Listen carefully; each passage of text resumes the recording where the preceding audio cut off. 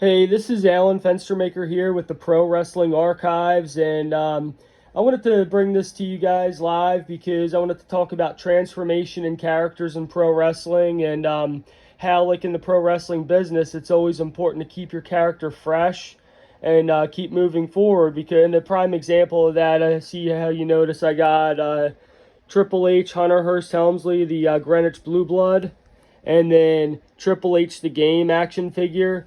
Now, like the main reason I was thinking about that is I was thinking about Triple H's transformation as a professional wrestler, and then now like the boss, the COO of the WWE, and actually calling the shots. And I remember when I first started watching wrestling and just watching the old stuff from wrestling with Triple H coming out as a Greenwich Blue Blood, and then like all prim and proper from Greenwich, high society type, and then he started forming the faction of D-Generation X with Shawn Michaels, where they were cutting edge and just taking things, taking the always constantly like raising the bar and just doing all kinds of pretty cool, innovative stuff that still lives on in wrestling and is like one of the best eras of wrestling history. And then Triple H the Game, more so the hardcore gimmick, is before Triple H was Hunter Hearst Helmsley was always a technical marvel with his technical wrestling ability. And then when he became the Game, he was going more hardcore. And on one of my highlight matches of him being hardcore was his feud with Cactus Jack that he had.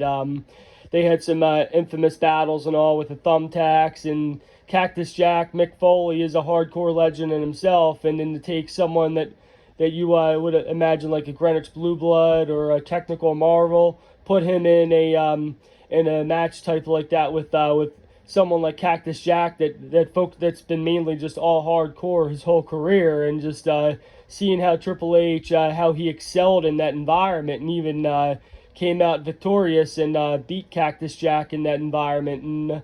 And also, like, main thing I'm trying to get at is in pro wrestling, it's always important to keep your character fresh and strong. And just because you come in as one thing in wrestling doesn't mean that's the thing that you're going to be at for the rest of your career. Now, like a lot of times, it will be remembered as part of your past in wrestling, but you could always keep making your character grow and evolve over time. And like the funny thing is, I remember like at the 2300 Arena, like when Paul Heyman was there, like with Evolve Wrestling, Paul Heyman was talking about evolve and evolution in pro wrestling. And the funny thing is, how I say evolution is Triple H was involved in a faction known as Evolution, and with Ric Flair, Randy Orton, Batista, and those guys like took the limit. Now, like the only guy right now from Evolution still around is Randy Orton, and Randy Orton right now is a top contender for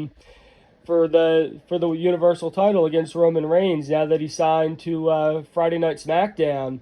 And just looking at the evolution of each character in Evolution and how like how they moved on. And then you got Ric Flair that's now with AEW, All Elite Wrestling.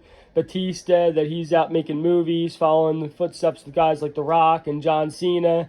And then you got, and then Randy Orton's gonna. I have a feeling he's gonna take the title and have another run out of him. And that's one thing in wrestling. It's always important to keep your character fresh and keep growing with it. And anyways, that's all I got. I don't want to keep rambling on and on, but I just wanted to share some points that I had and I came across while I'm doing some cleaning here. Two action figures I had of Triple H, Hunter Hearst Helmsley, and the Game Triple H action figure. So if you guys have anything you'd like to comment, please comment below, and I'd love to hear what you guys think. Until next time, peace out.